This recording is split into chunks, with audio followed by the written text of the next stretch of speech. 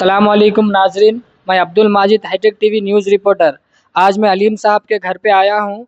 जैसा कि साबिक़ा floor leader MIM leader है, 2 दिन कबल रफ़ीक साहब ने एमआईएम के लीडर है, वो भी रफ़ीक साहब बोले थे अलीम साहब की प्रॉपर्टी पे कोई वजूद ही नहीं है, अलीम साहब का कोई वजूद नहीं है, कुछ नहीं है, उनके पास कोई एविडेंस नहीं है, कोई प्रूफ नहीं है। मैं आज वही अलीम साहब से पूछूंगा, आपके पास जो जो प्रूफ है हाईटेक टीवी में दीजिए, आप जो जो प्रूफ है, मैं लोग तक मैं मैसेज बताऊंगा ये आपको। अस्सलाम वालेकुम, मैं अलीमुद्दीन साबिक़ा मजलिसी फ्लोर लीडर सदर। अस्सलाम वालेकुम। हमारे दोस्त माजिद साहब का कहना है कि रफ़ी साहब 2 दिन पहले जो स्टेटमेंट दिए हैं उसमें उनका ये दावा था कि मेरे पास कोई डॉक्यूमेंट नहीं है, मैं जो सो गाजिबाना कब्ज़ा कर रहा हूँ। ऐसी बात नहीं है, किसी की भी ज़मीन पे कोई आसानी से कब्ज़ा नहीं कर सकता। वहाँ ज़मीन जो है सो लंबाड़ी खादर साहब की और मेरी दोनों की मुश्तरक थी, जिसमें मसलुद्दीन साहब की भी ज़मीन थी, रफ़ी के वालिद की, लेकिन केनाल के उस सिमत में थी जिधर क्रिसट स्कूल है और जिधर जो सब मस्जिद फ़ारूक है। उन्होंने अपनी ज़िंदगी के ज़माने में बेच लिए। उसके बाद रफ़ी साहब दोबारा बेचे, उनकी बीवी तिबारा बेचे, 1 एकड़ 11 गुंठे उन्होंने ख़रीदे। उसके बाद रफ़ी साहब भी 1 एकड़ 11 गुंठे का पट्टा बना लिए, धरनी में 1 एकड़ 11 गुंठे का पट्टा बना लिए, बेचते भी जा रहे, आज तक बेच रहे। ज़मीन कम नहीं हो रही, रात में मैं उनके पास ज़मीन बच्चे देती, इन्होंने दिन में बेचते रहते। आप अंदाज़ा लगाइए, उन्होंने तकरीबन 12,000 गज ज़मीन बेचे, 4-5 एकड़ ज़मीन बेचे, जिसका प्रूफ मेरे पास है। मैं कलेक्टर को भी दिया, कोर्ट को भी दिया, कोर्ट भी इनका नाम पे कैंसिल करे, कलेक्टर साहब भी इनका ये कैंसिल करे और इनको वार्निंग भी दी है। उसके बाद भी इनको शर्म नहीं आई। रहा वो ज़मीन मैं निज़ामाबाद के खादर साहब के फर्जंद अब्दुल रहीम साहब से ख़रीदा, रजिस्ट्री कर लिया और मेरे नाम पे है और मेरे कब्जे में है। वो एविडेंस आपके पास है तो आप बताइए। बिल्कुल बताता हूँ, बिल्कुल बताता हूँ। मैं रफ़ी साहब जो उनके वालिद जो मुझे दिलाए हैं, उस ज़माने में 2002 में उन्होंने जैसे एक अपने हाथ से, अपनी तहरीर से, अपनी दस्तखत से मेरे को 15 गुंठे ज़मीन दिए हैं। उसमें ये आप कर लीजिए, 115 जो है सो गुंठे, खाली 15 गुंठे, 120 जो है सर्वे नंबर जी। और ये रफ़ी साहब के वालिद की दस्तखत है। और रफ़ी साहब मेरे को जो है सो रजिस्ट्री करने के लिए ये अपने पट्टे पासबुक दिए कि अंकल जो है सो आप मेरे को ये ज़मीन का जो है सो रजिस्ट्री करा, मैं करके दे तो मेरे वालिद की वसीयत है, आप मुझे क्या करो, ये करके दो बोल के बोले, रजिस्ट्री बना लो। मैं रजिस्ट्री करता हूँ। मैं रजिस्ट्री बनाने के लिए जब गया तो उनके वालिद के इंतकाल के बाद रफ़ी साहब आज तक कभी आए नहीं, रजिस्ट्री बनाए नहीं, ये बुका मेरे पास ही रह गए। जी। कई दफ़ा मैं उनको मुतालबा किया कि भाई तुम मेरी रजिस्ट्री करके दे दो। उस पर बैठक हुई, बोधन के नामवर लोग बैठक बिठाए हैं, जिसमें कुछ एनआरआईस है और जैसा तौफीक सेठ है, यासीन कलेक्शन वाले साबिर साहब है, उनकी मौजूदगी में उनके घर में बैठक हुई। वादा करे दे तुम बोल के बोले, उसके बाद आज तक नहीं दिया। अब बेबुनियाद इल्ज़ाम लगा रहे कि हमारे वालिद ज़िंदगी में नहीं दिए। उनके वालिद भी चीटिंग करे, ये भी अपनी ज़िंदगी में वालिद से सीख के चीटिंग कर रहे हैं, पूरी कौम को जो है सो बहका रहे हैं, झूठ बोल रहे हैं। और एक बात यह है, मेरी ज़मीन के सबूत मैं आपको पड़ोसी की लैंड से भी दिला सकता हूँ। जो पड़ोसी की ज़मीन है, जहाँ मकाना बने जा रहे हैं, वो ज़मीन थी आयशा खानम की और प्रभाकर एक्स काउंसलर की। उन्होंने ज़मीन जो है सो लतीफ़ साहब को बेचे। लतीफ़ साहब ज़मीन रजिस्ट्री करते वक्त बाउंड्री इसमें मेरा नाम लिखे। जब अगर ज़मीन मेरी वहाँ नहीं थी तो बाउंड्री पे कैसे आते? मेरे पास उनके भी डॉक्यूमेंट है, मैं आपको वो भी बाउंड्रीज बता सकता हूँ। वो रजिस्ट्री का भी लाओ, वो फाइल में है, देखो वो हरे कलर का जो फोल्डर है ना, उसमें। हाँ, ये आरिफा खानम बाजू के हमारे पड़ोसी थे। उन्होंने ये ज़मीन जो है सो लतीफ़ साहब को बेचे हैं। उनकी रजिस्ट्री में बाउंड्रीज में देखिए, ये मेरा नाम है इसमें, और ये 2017 की रजिस्ट्री है, देख लीजिए मेरा नाम अलीम। अब मेरे बाजू में खादर साहब है, उनका भी नाम है इसमें। ये पूरी लाइन आप जैसे ये, मैं आपको ये डॉक्यूमेंट भी दे सकता हूँ, 2017 का डॉक्यूमेंट है ये। और एक भी डॉक्यूमेंट, इसमें भी मेरा नाम है। ये झूठ की इंतहा कर दी है ये लोग, झूठ की इंतहा कर दिया। लोगों को बार झूठ बोल रहे, बोल बोल के इतना झूठ बोल रहे हैं कि अल्लाह ताला उनको कैसा माफ करता नहीं मालूम। ये देखिए, ये ज़मीन भी है, इसके अंदर बाउंड्री में भी देखिए मेरा नाम है, सेकंड का इसमें मेरा नाम है। ये 2017 की ये भी तो रजिस्ट्री है, ये 2017 की रजिस्ट्री है ये। पूर्णांक ठहरो, ये रजिस्ट्रियां है, ये पट्टा है, उनको यहाँ रजिस्ट्री। इसका कोर्ट जजमेंट है आपके पास? हाँ बिल्कुल, मेरे पास कोर्ट जजमेंट है और कलेक्टर का प्रोसीडिंग है और जैसे नोटिसेस है, मैं वो भी आपको बता सकता हूँ।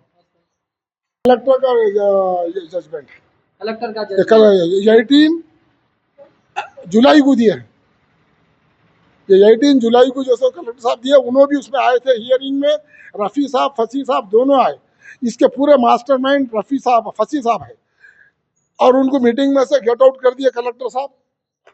और कोर्ट का भी ऑर्डर है इसमें, कोर्ट का भी इसी में है, पूरी फाइल बना के मुझे से दिया, और ये कोर्ट का ऑर्डर है, ये कोर्ट का ऑर्डर भी देख लीजिए, ये कोर्ट का ऑर्डर है, फाइल नंबर है 11/9/23,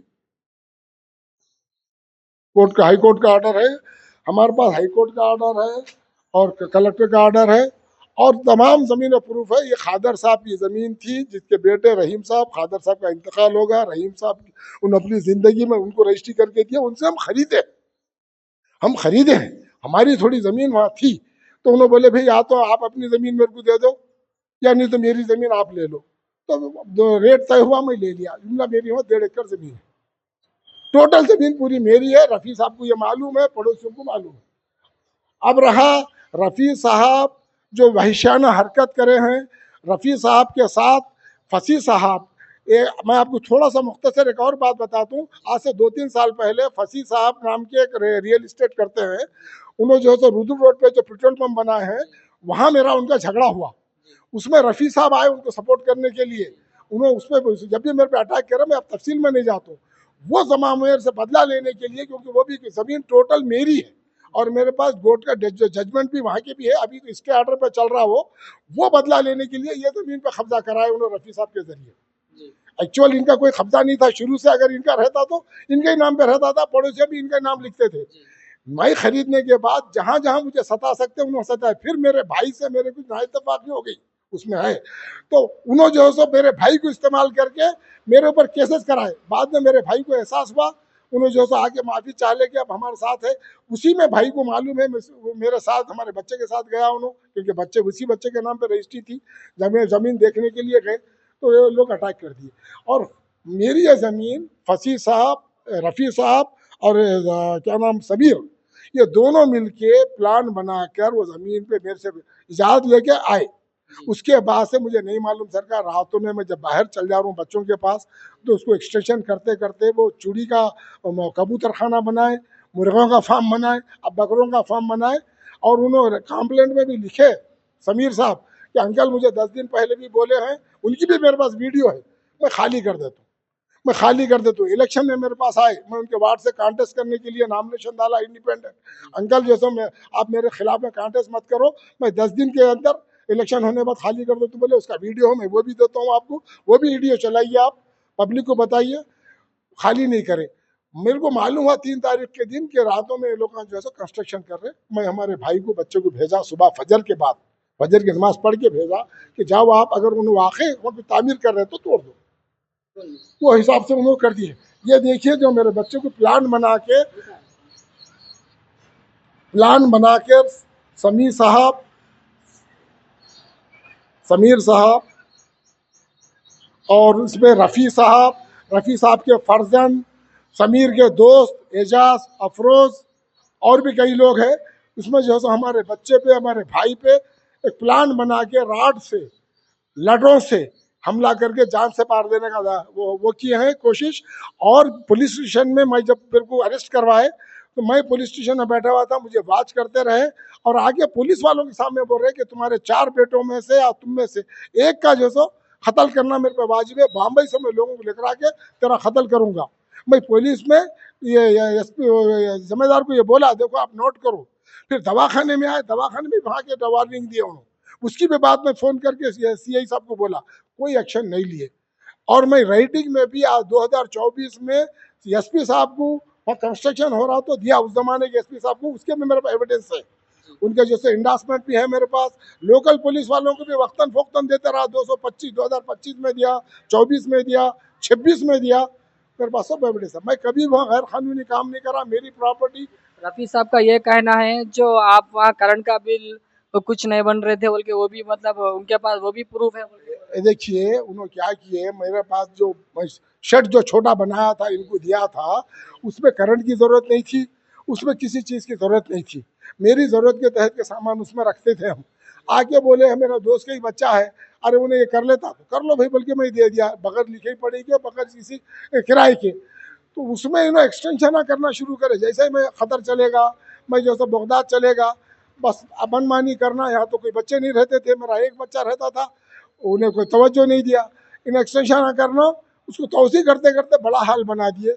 मुर्गियों का जाके जैसे बकरों का बना दिए, कल भैंसा लाते थे होंगे। मैं उनको वार्निंग दिया, समझाया, मेरे पास उनके वीडियोस है कि मेरे से वादा करे समीर साहब के अंकल इसमें मेरा कुछ भी नहीं है, पूरा जो है सो रफ़ीउद्दीन साहब का है, मेरे खाली कबूतरा मुर्गा है, मैं वापस लेके चल जाता हूँ, आप इलेक्शन से दस्तबरदार हो जाओ। ये वादा करे, लेकिन उन्होंने वादा पूरा नहीं करे। 10-15 दिन पहले भी वादा करे मैं खाली कर दूँ, और उन्होंने कंप्लेंट में लिख के भी दिए, वादा पूरा नहीं करे। मजबूरन मुझे ये काम के साथ साथ और एक बात ये है, ये समीर साहब का जो साबिका रिकॉर्ड है, उन्हें चोरी करते पकड़े गए। उनका सोना उसके सामने 115 सर्वे नंबर में इस लैंड के सामने एक शेड है, पोल्ट्री फार्म, उसमें इनको सोना मिला, इनको चोरी करते तमाम सामान मिला। इन्हों क्रिमिनल है और महल्ले के बच्चों को इन्हों गलत आदतें आप सिखाते। कैसा बोल सकते हो ना क्रिमिनल? आपके पास कुछ एविडेंस है इसके पास? FIR है, पुलिस अरेस्ट करी, माल बरामद करी, सोना बरामद करी, उसी शर्ट से आप पूरा रिकॉर्ड निकाल के दे सकते हैं। अगर वो गलत निकला तो मैं हर तरीके की सजा का मुस्तहक हूँ। और बच्चों को उन्होंने महल्ले में काउंसलर ही नहीं कर रहे, गांजा पीना, गलत कामा सिखाना, मटके खेलना, ये सिखा रहे हैं। रफ़ी साहब और फसी साहब नौजवान बच्चों की जिंदगी से खेल रहे हैं। इसका एविडेंस है आपके पास? बिल्कुल पूरा पुलिस में रिकॉर्ड है कि रकासपेट के बच्चे जो है तो गलत काम कर रहे हैं, और उसकी सरपरस्ती ये दोनों तीनों कर रहे हैं। और इसके पूरे मास्टरमाइंड फसी साहब है। फसी साहब की पूरी फैमिली, वो पेट्रोल पंप के जमीन का झगड़े का बदला मेरे को इससे ले रहे। एक मरतबा मेरे पास 2 साहिबीन को भेजे, अगर अलीम साहब पेट्रोल पंप के केस से दस्तबरदार हो गए तो मैं ये ज़मीन में जैसे दस्तबरदार हो, रफ़ी को दस्तबरदार कराता हूँ। और रफ़ी से पूछिए कभी भी मेरे बात जो बोली मैं सुनूंगा। फसी साहब रफ़ी साहब के पास है, और रफ़ी साहब समीर साहब के पास है। ये क्या है, ये धंधा दुनिया में धंधा बना लिए। अल्हम्दुलिल्लाह ये तमाम एविडेंस मेरे पास है। पब्लिक को गुमराह कर रहे हैं। मैं दरख्वास्त करता हूँ कि कुछ भी अगर है तो मेरे से आप डायरेक्ट पूछिए, मैं बताता हूँ। अगर मेरा नहीं है तो मैं बिल्कुल हट जाता हूँ, हलीफा बोल रहा हूँ। मैं मस्जिद में भी आके पूरा बताता हूँ। अगर रफ़ी साहब की ज़मीन निकल गई तो मैं फौरी माफ़ी चाह के उनका जो नुकसान हुआ वो नुकसान अदा करके चल जाता हूँ। अगर रफ़ी साहब की ज़मीन नहीं है तो मेरे को हट जाने के साथ देना हो, अगर है तो मैं मंजूर, मैं 8 दिन का टाइम देता हूँ उनको। आइंदा जुमा में जो है सो मैं चैलेंज कर रहा हूँ उनको, जुमा में जो है सो जुमा की नमाज के बाद आइए, अपने अपने कागजात लेकर आओ, मैं भी अपने कागजात लेकर आता हूँ। आप साबित करो ये ज़मीन उनकी है। उनकी ज़मीन जो थी उस साइड थी, उनके वालिद बेच लिए, इन्हों बेच लिया, कई लोगों के बेच लिए, वो तो बदुआ लगेंगी। मैं वो भी साबित कर दिया हूँ इंशाअल्लाह। मैं 8 दिन का वादा देता हूँ उनको। आइंदा जुमा तक एविडेंस के साथ आओ। मैं जामे मस्जिद में जैसे अपने कागजात के साथ आता हूँ। अगर वो उनकी ज़मीन है, पूरे कौम से वादा कर रहा हूँ, मैं जैसे माफ़ी चाहते हैं जैसे अपनी चीज़ से वापस हो जाऊँगा। अगर मैं साबित नहीं कर सकूँगा, अगर वो साबित करना कि उनकी है। ठीक।